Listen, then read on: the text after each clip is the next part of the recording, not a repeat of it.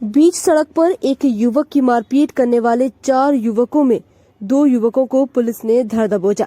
इस घटना का वीडियो सोशल मीडिया पर वायरल होने के बाद से ही पुलिस हमलावरों की तलाश में जुटी हुई थी। यह पूरा मामला प्रेमनगर थाना क्षेत्र के अंतर्गत पुलिया नंबर 9 स्थित कछियाना मोहल्ले का है। यहाँ रहने वाले आसिफ के साथ 12 जनवरी को कुछ युवकों ने एक दुकान से खींचकर बीच सड़क पर जबरदस्त मारपीट कर दी। इस घटना का किसी ने मोबाइल फोन से वीडियो बनाकर उसे सोशल मीडिया पर वायरल कर दिया। वीडियो के वायरल होने के बाद से ही पुलिस वीडियो में दिख रहे हमलावरों की उनके हुलिये के आधार पर तलाश में जुट गई थी। इस मामले में आसिफ ने भी प्रेमनगर थाने में गोल्डी उर्फ युवराज सिंह यादव तथा शुभम यादव सहित 4 लोगों के खिलाफ मुकदमा दर्ज कराया था। पुलिस ने आज मुखबिर की सूचना पर इन आरोपियों में गोल्डी तथा शुभम यादव को गिरफ्तार कर लिया है। शेष 2 हमलावरों की पुलिस तलाश कर रही है। झांसी के प्रशासन की बड़ी कार्रवाई, मेडिकल कॉलेज में छापेमारी जारी। जिले के महारानी लक्ष्मीबाई मेडिकल कॉलेज के आज प्रशासन ने बड़ी छापेमारी की, जहां पर मेडिकल कॉलेज में भर्ती मरीजों को बहला फुसला कर प्राइवेट नर्सिंग होम में ट्रांसफर करके कमीशन पर दलाली कर रहे हैं। आपको बताते चलें कि आज जिला प्रशासन DIG Jogendra Kumar, SSP Rajesh S, CO city Avinash Kumar, medical college के प्रिंसिपल नरेंद्र सिंगर के साथ नवाबाद थाने की भारी पुलिस फोर्स ने महारानी लक्ष्मीबाई मेडिकल कॉलेज पर छापेमारी की, जहां पर 6 लोग हिरासत में लिए गए। वहीं डीआईजी द्वारा बताया गया कि गेट नंबर 2 और 3 पर कुछ प्राइवेट एम्बुलेंस गेट के बाहर खड़े रहते हैं। उनके ड्राइवर और मालिक मेडिकल कॉलेज में मरीजों को बहला फुसलाकर प्राइवेट नर्सिंग होम में ट्रांसफर करके उन हॉस्पिटलों से कमीशन पर कार्य करते हैं, जिसको लेकर आज प्रशासन ने बड़ी छापेमारी की। वहीं मेडिकल कॉलेज के प्रिंसिपल नरेंद्र सिंगर ने भी प्रशासन को पूरा सहयोग दिया। आपको यह भी बताते चलें कि आए दिन झांसी मेडिकल कॉलेज के बाहर नर्सिंग होम की काफी कंप्लेन आती रहती है, जिसमें कहीं डॉक्टर मरीजों के साथ अभद्रता करते हैं तो कहीं मरीज भर्ती होने के बाद उनके परिजन से काफी अच्छी रकम ऐंठ ली जाती है। इन्हीं सभी शिकायतों को लेकर आज प्रशासन ने मेडिकल कॉलेज पर छापेमारी की, जहां डीआईजी द्वारा बताया गया कि मेडिकल कॉलेज के बाहर एम्बुलेंस दलाल व मेडिकल कॉलेज के बाहर प्राइवेट नर्सिंग होम और मेडिकल पर इन दलालों को लेकर लगातार कार्यवाही जारी रहेगी। दिल्ली में शिक्षकों को प्रशिक्षण के लिए फिनलैंड जाने से रोकने के मुद्दे पर सियासत हो रही है। शुक्रवार को सीएम अरविंद केजरीवाल दिल्ली के एलजी वीके सक्सेना से मिलने कानून की किताब लेकर पहुंचे। एलजी से मुलाकात के बाद अरविंद केजरीवाल ने कहा कि हम मिलकर काम करना चाहते हैं। एलजी से मुलाकात के बाद केजरीवाल ने कहा कि पिछले कुछ महीनों से हम लोग देख रहे हैं दिल्ली सरकार के कामों में उनका हस्तक्षेप बढ़ता ही जा रहा है। इससे दिल्ली के लोगों के काम हो नहीं पा रहे हैं। इसी को लेकर वह आज उपराज्यपाल से मिलने गए थे। आगरा में डिप्टी सीएम केशव मौर्य ने सपा प्रमुख अखिलेश यादव पर निशाना साधा। उन्होंने कहा, अभी तक भारत के लोग विदेशों में छोटी छोटी नदियों में चलने वाले क्रूज में बैठा करते थे। अब दुनिया के सबसे बड़े क्रूज में पूरी दुनिया के लोग बैठेंगे। लोग यहाँ आकर खर्चा करेंगे, इससे लोगों को रोजगार मिलेगा, लेकिन अखिलेश को नौजवानों का रोजगार मिलना पसंद नहीं है। केशव ने कहा, अखिलेश सोच रहे हैं ऐसा क्यों हो रहा है। वे चाहते हैं कि यहाँ पर बम और तमंचे बनाने की फैक्ट्री लगे, लेकिन अब यह बम कट्टा बनाने वाला प्रदेश नहीं है।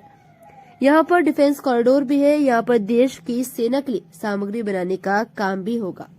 आम आदमी पार्टी के राष्ट्रीय प्रवक्ता संजय सिंह शुक्रवार को लखनऊ पहुंचे। उन्होंने प्रदेश कार्यालय में प्रेस कॉन्फ्रेंस की। बढ़ती महंगाई के खिलाफ भाजपा पर निशाना साधा। बिजली के दामों में वृद्धि के खिलाफ 27 जनवरी को आंदोलन किए जाने का ऐलान किया। संजय सिंह ने कहा कि चुनाव में भाजपा ने किसानों को मुफ्त बिजली दिए जाने का वादा किया था, लेकिन अब 23% तक बिजली महंगी किए जाने का खेल खेला जा रहा है। उन्होंने आरोप लगाते हुए कहा कि दाम बढ़ाने के पीछे सिर्फ भ्रष्टाचार है। मैं इसका सीधा आरोप लगा रहा हूँ। भाजपा सरकार के ऊपर अगर मेरा आरोप गलत है तो मेरे ऊपर केस किया जाए। छिंदवाड़ा पहुंचे पूर्व मुख्यमंत्री कमलनाथ ने पिछड़ा वर्ग आयोग के अध्यक्ष गौरी शंकर विषय पर जमकर निशाना साधते हुए उन पर अधिकारियों से बदसलूकी करने का आरोप लगाया है। दरअसल पत्रकारों से चर्चा करते हुए कमलनाथ ने कहा कि गौरीशंकर बीसीएन के अधिकारियों से बदसलूकी करने की पुरानी आदत है। खासकर आदिवासी अधिकारियों के साथ। कमलनाथ ने कहा कि लोगों को ये समझाना होगा कि किस तरह से भाजपा शासनकाल में उनके नेता अधिकारियों के साथ कैसा व्यवहार करते हैं। छिंदवाड़ा पहुंचे कमलनाथ ने इंदौर में हुई इन्वेस्टर समिट पर भी सवाल उठाया। इस्लाम को देश में कोई खतरा नहीं, लेकिन उसे हम बड़े हैं का भाव छोड़ना पड़ेगा। आरएसएस के संरग चालक मोहन भागवत ने 11 जनवरी 2023 को ऑर्गेनाइजर पत्रिका को दिए गए इंटरव्यू में ये बात कही। इससे पहले 2 जून 2022 को भागवत ने कहा था कि हमें रोज मस्जिद में शिवलिंग क्यों देखना है।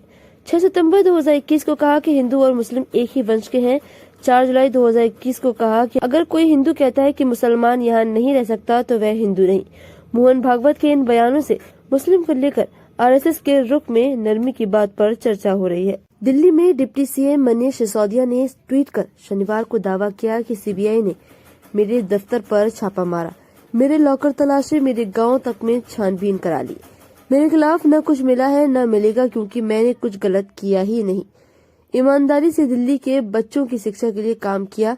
वहीं सीबीआई ने कहा कि एजेंसी ने सिसोदिया के दफ्तर पर कोई छापा नहीं मारा। अधिकारी वहां कुछ पेपर्स लेने पहुंचे, ये छापा नहीं था। अपने बयानों को लेकर अक्सर चर्चाओं में रहने वाले बालाघाट विधायक और अन्य पिछड़ा वर्ग कल्याण आयोग के अध्यक्ष और पूर्व मंत्री गौरीशंकर बिसेन एक बार फिर सुर्खियों में है।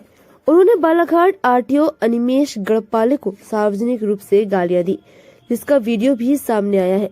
इस मामले में पूर्व सीएम कमलनाथ ने भी प्रतिक्रिया देते हुए कहा कि उनका ये स्वभाव रहा और उनकी सोच को दर्शाता है। पूर्व मंत्री से जुड़ा यह मामला जिले के लालबर्रा थाने में हुई एक बैठक का है। यह सड़क दुर्घटना में एक महिला की मौत के बाद गुरुवार को थाने में बैठक हुई थी, जिसमें पूर्व मंत्री बिसेन, लालबर्रा तहसीलदार राम बाबू देवांगन, थाना प्रभारी आरटीओ और कई सारे लोग मौजूद थे। राजस्थान में इस साल विधानसभा चुनाव होने हैं, मगर दोनों पार्टियों में नेतृत्व का असमंजस फिलहाल बना हुआ है। हालांकि चुनावी वर्ष को लेकर बीजेपी और कांग्रेस दोनों ने वर्किंग शुरू कर दी है, मगर इसके बावजूद दोनों पार्टियों के नेतृत्व के स्तर पर स्थितियां साफ नहीं होने से पार्टियों में अंदरूनी स्तर पर असमंजस और खींचतान बनी हुई है। इसका असर दोनों ही पार्टियों के कार्यक्रमों और तैयारियों पर देखने को मिल रहा है। कांग्रेस में सीएम की कुर्सी को लेकर अशोक गहलोत और सचिन पायलट के बीच लड़ाई जग जाहिर हो चुकी है।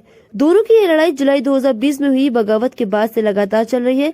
वहीं 25 सितंबर 2022 को हुई इस्तीफा पॉलिटिक्स के बाद यह और गहरा गई है। इस बीच गुजरात हिमाचल चुनाव और भारत जोड़ो यात्रा भी राजस्थान से गुजर गई, मगर हाईकमान ने इस मसले को लेकर कोई निर्णय नहीं किया। अब तक भी गहलोत और पायलट मसले पर हाईकमान की ओर से कोई स्पष्टता नहीं दी गई है। इस जिले के बगाज माता मंदिर के पास जमींदोज किए गए मकान को लेकर नया विवाद सामने आया है। 4 जनवरी को जिले के दौरे पर आए मुख्यमंत्री शिवराज सिंह ने इसी घर की 2 बेटियों का पैर पूजन किया था। कार्यक्रम के 8 दिन बाद ही प्रशासन ने इन बेटियों के मकान को अवैध बताते हुए ढहा दिया। आवासीय भू अधिकार योजना का शुभारंभ करने मुख्यमंत्री शिवराज सिंह चौहान 4 जनवरी को टीकमगढ़ जिले के बगाज माता मंदिर पहुंचे। योजना की शुरुआत से पहले उन्होंने मंच पर कन्या पूजन किया था। इस दौरान 6 बच्चियों के पैर पूछकर सीएम ने उन्हें गिफ्ट दिए थे। कन्या पूजन के दौरान 8 वर्षीय कादम्बरी सोलंकी और 7 वर्षीय अंशिका सोलंकी भी मंच पर थी। इन दोनों बेटियों का सीएम ने पूजन कर कपड़े भेंट किए थे।